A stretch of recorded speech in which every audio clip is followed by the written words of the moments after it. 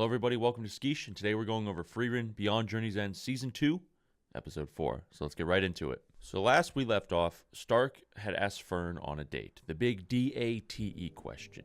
And this episode starts off with Fern deciding on her outfit. We couldn't really tell what her emotions were last episode as she just walked out of the room. We can kind of tell by the way she's trying to choose outfits, asking for opinions here. She's actually pretty excited for it. This is like probably the first time she's ever been on what you could consider a date. She's out in the city actually doing something that might be fun, getting away from just reading a book in the hotel room. So she's probably pretty dang excited for this, honestly. As she's debating on the outfit, she's asking Frieren for her opinions, and Frieren's probably not the most reliable to ask for opinions. 1, for a date, 2, in the morning, because we know Frieren is a heavy sleeper. And in the morning, she is drowsy, and it's what we get here. So one thing to keep in mind is how she braided her hair. That's just for a little thing later in the episode, and we'll get to that in a little bit. But she decides to do Frieren's hair because Frieren wants her hair done. She's going to the onsen yet again. So Fern finally decides on her outfit. And I'm not gonna lie, it's a nice outfit. It's a good looking outfit. It's a little sundress with some flowers on it, nice white shoes, and she's really meticulous about her hair. She's very meticulous about her bangs, so you can tell she's putting a lot of effort into this date. She really wants to make the most of it. And here she is finally meeting up with Stark by the fountain, as in you do in every good anime. Fern Plug walking a little bit up to the scene, and we can tell Stark's pretty impressed. You can tell by his eyes. Like he's a little like taken back. He's like, whoa, this is kind of crazy. And I think he makes a comment. He's like, has Fern always been this cute? He's a little bit taken back by Fern's appearance here, and I don't think he quite understands the gravity of the question he asked Fern. Like, I think he did it out of spite, more so to get kind of back at her. It's only now he's kind of realizing that, oh, I did ask this girl on a date. Like, that's kind of a big deal, especially when Fern has been wanting something to do for so long. And again, we don't really know the feelings between the two yet, but I mean, we can kind of get some context clues and hints, but we don't know that for sure yet. And Stark kind of drops the ball on this whole date. I don't want to rip into my man too much because he has never really been on a date before and stuff. This is a whole new experience for him and for Fern, but my man kind of drops the ball on this whole date. And I'm not going to tear it into him too much, but I am going to critique a couple things where he should have been a little more perceptive and kind of read the room a little better. Starting with his first comment here, he's like, you're not wearing your usual clothes. Brother, just compliment her outfit. That's all you got to do. Say, hey, you look really nice today. Just something simple like that. He doesn't really know what to do yet. So this is kind of just a whole learning experience, but mistake number 1. And we can kind of tell by the expression on Fern's face here that she's probably pretty nervous. It's her first date ever, going out on the town. She got all gussied up, nice shoes, nice hair, nice dress, with someone she might or might not have feelings for. I would be pretty nervous too, especially on a first date. There's always the worst ones. And this is where Stark makes the comment about Fern being cute. We can kind of see some things, I guess, building. These are the building blocks to what could be a possible relationship in the future. And even we can see here that Stark, after making that comment and like making an observation about it, he's also equally as nervous. Also, I just want to point Fern's little run up here. Adorable, absolutely adorable. Now, this is something I actually just caught. I'll come back to this in a little bit once the date ends, but keep in mind what Fern says here. She mentions Frieren. Just keep that in mind. It's kind of a consistent theme throughout the date, and we'll see why later on. I just want to point something out too.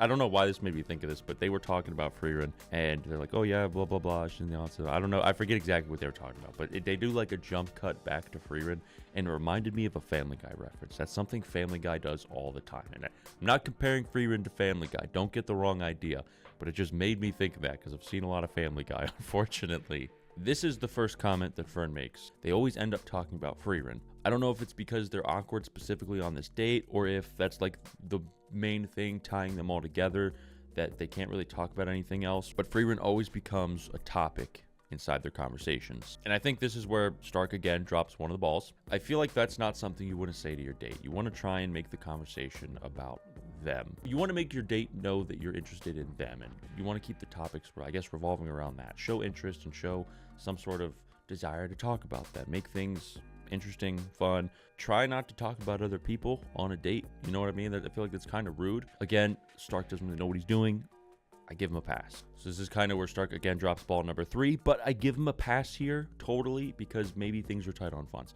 Fern is showing a particular interest towards this specific necklace here, and she seems to really want it. She's like a very particular interest, and even couples get a discount. So there you go. If you're tight on money, hey, maybe there's your opportunity to pick it up while you can. Now, I don't know what's going to happen later. Maybe he'll somehow find this necklace somehow later, wherever they go. Who knows? But she showed a particular interest in it, a very, actually rather large interest. So maybe he could have got it for her. But again, we don't know the fund situation. So that's why I give him the pass on this one. not Stark's fault. One thing I absolutely love about the series of Frieren is the massive food portions. For some reason, everything in this world is like huge. The steam buns, if we remember back to season 1, Frieren had a giant plate of steaks that was like this tall, and they were like the size of a horse's head. They were massive. Every like food item is particularly large, and I just really admire that. You know, they got hungry tummies, and I appreciate that. This is where Stark gets a bonus point, but also I gotta take it away a little bit, because you'll see why in a second. So Fern falls. She ends up scuffing up her shoe, but Stark does help her. He saves her from falling, dropping the meat bun, making a worse disaster than something that already happened. And we can see a little scuff on Fern's shoe here. I don't know. She made a very sad face. I don't know if it was because Stark maybe didn't mention something about that, or if she's a little upset that her shoe got scuffed up on the date. I don't really know for sure. I think one thing that could have helped here is Stark could have said like, oh, hey, your shoe got scuffed up. Like, hey, let me try and fix it. Something like that. You know what I mean? Just something to help ease the tension. Maybe she is upset about the shoe and not the fact that Stark didn't mention anything. Maybe you could help with that. That's brownie points. Again, we get the oversized food. These pancakes are massive. These things are huge. There's, what, of the 3 there? Those got to be at least 1.5 inches thick. And I just love that. Everything in this world is just oversized portions. And that's my type of world. So with this comment here, Stark mentions, according to Frieren, there are over 100 different poses. They're talking about Himmel. I think it's in this region alone. There's always like maybe 100 different poses of him. And Fern makes the comment again. We end up talking about Frieren again. I don't know if Stark is starting to get the hint here that, hey, maybe I shouldn't continuously bring up Frieren. Like I said, Fern did bring it up once, but every other time it was Stark. And judging by the way Fern said it, kind of seems to be Stark the whole time, every time they are together. But he kind of brushes it off, and I think he's starting to get the hint, though, that, hey, maybe this isn't really a good idea. He finally decides to ask Fern, is something wrong? Did you not have fun today? You haven't smiled once. And Fern says, not necessarily. She says the places we visited were cool, the food was good, but it didn't feel like Stark. Now, the problem with what Stark did is he went to Frieren, got advice, and he just kind of did exactly what Frieren said. He didn't really put any of his own emotions into the date. And we can tell that Fern picked up on that, especially since probably because they continuously talked about Frieren. And Stark mentioned that this is a good place. There's a lot of magical shops in town, etc., etc. And I think they did the shot of the shoes here. I don't know if that's possibly some sort of like context clue to shoes getting scuffed up, or if it was just something adding to the frustration of the date.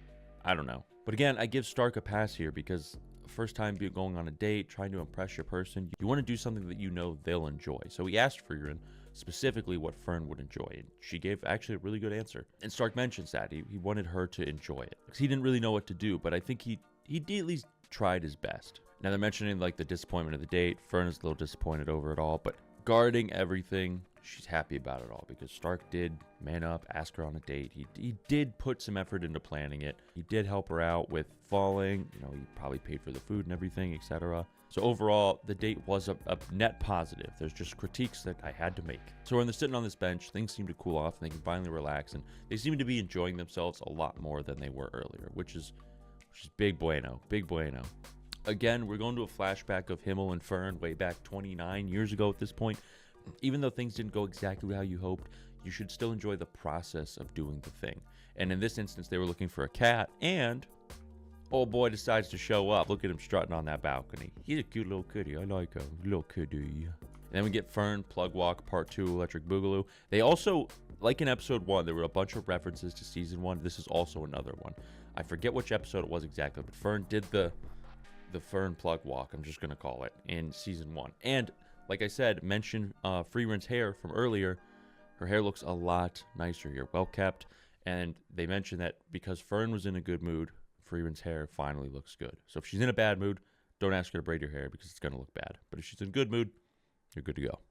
Now this specific scene here made me think of something. Back to Season 1 at the end with the trials, Sadie, the head mage, grants Fern a first-class mage. Fern is now a first-class mage. She's the only one in their party that's a first-class mage, even though Frieren is the most powerful mage of all time. Now, I was thinking, I don't know if Frieren had a little bit of resentment, not necessarily towards Fern here, because she was the one that handed the guard the letter. She's the first-class mage. She has the accolade, and Frieren doesn't. But Frieren has been world-class mage for literally like 1,000 years. So I don't want to say Frieren has like resentment towards Fern, but maybe perhaps a little bit towards Sadie, because she refuses to grant her the first class mage alkalate for whatever reason. So I don't, maybe Frieren wanted to be the one to hand the note. Maybe Frieren wanted to be the one to open the gate. I don't know. We can't really tell with Frieren because she's very monotone with emotion. So I don't think, but maybe there's a little bit of spite there. Who knows? So now they're finally in Northern Plateau. They cross the gate. They're in the danger zone, and Stark makes a comment, well, it's not really that dangerous. And literally, like, the second he mentions that, they all stop, and they're like, we're surrounded. Oh, shit. There are a bunch of these dinosaur-looking monsters. It's getting real. We're in the Northern Plateau. We gotta up our game. We gotta lock in. So we have some good fight scenes here. Again, just top-tier animation. Everything about this show is just fantastic. They defeat the monsters. They make their way up more north to the Northern Plateau. And it's like a kind of montage compilation of just the dangers of it. Every single corner, every single tree you go around, there's always something lurking behind the bushes, in the brush, in the distance, on the rocks you're stepping on. This place is filled with monsters. So we end up in this inn, or this little house that this guy's letting them stay in, who lives on the Northern Plateau. And he says, you guys can stay here. In exchange, there's a monster that's stopping us from getting supplies. You know, we're short on supplies, and there's this monster that just will not let anybody pass. Could you kill it? Another adventure for the group. And we can tell this thing's pretty powerful. Like, he's talking it up, and it's just causing havoc. We see a dead horse, a dead person. The carriage is just demolished. This house is probably like itching for supplies, but they can't get any because this powerful monster is just blocking the way. Can't get through. So the innkeeper says, as you can see, not a lot of people come up this way. And Stark makes a comment as, well, why don't you just go south? It's only a 3-day trip. And the guy mentions, like, this is his home. This is where his parents were, his grandparents were. This is where he was raised. This is where he plans to raise his children. It's a lot of like tradition in these lands for some of the people that live up here. I wouldn't really want to move either, especially if you like the area. It's just riddled with monsters. So I kind of get his sentiment of wanting to stay. In comes the big fight scene, and this dude looks powerful. He's probably already munching on some poor little adventurer, some merchant, some person who had no idea what they were expecting. And this dude's big too. He's got a lot of aura. He is strong, and he is a formidable opponent for the three. So the battle itself starts off pretty fine. They don't really land a lot of hits on him, but he's putting up a fight. Everything that Stark does, he dodges. Every shield Frieren and Frieren put up, he breaks. This is a very strong monster, and they're gonna have to work together if they want to defeat it safely. And again, we just get absolutely top-tier animation to it. I made a little note in my head, like, Stark's handle on his weapon must be insanely strong. I don't know what the hell that thing is made out of, but I thought it was like wood for the longest time. And obviously it's metal now because it just blocked a huge sword from an extremely strong monster. So that thing is dense and strong. So that shows that's a very heavy weapon, because not only is the axe part full of steel, but you have this part too. So Stark's a pretty strong dude, wielding that thing around like it looks like nothing. So Frieren takes flight, and we know that's kind of game over for the monster. Once she's in the air, it's pretty much game over. So like I said, he was breaking shields from everybody's spells and stuff, and he just knocks the hell out of Friern's shield. I love the little butterflies too, but I love what comes next. Frieren right up top up there and shoots it right in the arm. But that's not enough to destroy this thing. I mean, this thing is a strong opponent. So they finally get a game plan together. Stark has it pretty much locked in. It's focused on him. He's choking it with his sword. And Frieren, from the top, shoots right down on it. And it's a difficult shot because Stark is right on its back. So she has to be very, very accurate. And obviously, in the end, they defeat the monster. But one thing I noted before the next scene, I was like, oh no. Stark was on the back of the monster. Frieren shot, looks like it hit it in the face, but it ended up hitting it right in the back. So I'm like, oh no. We might have like our first injury in this show, like our first notable injury. Stark could be very, very hurt. But we come to find out Frieren saved his ass with her shield. Put him in a bubble, and dude is safe.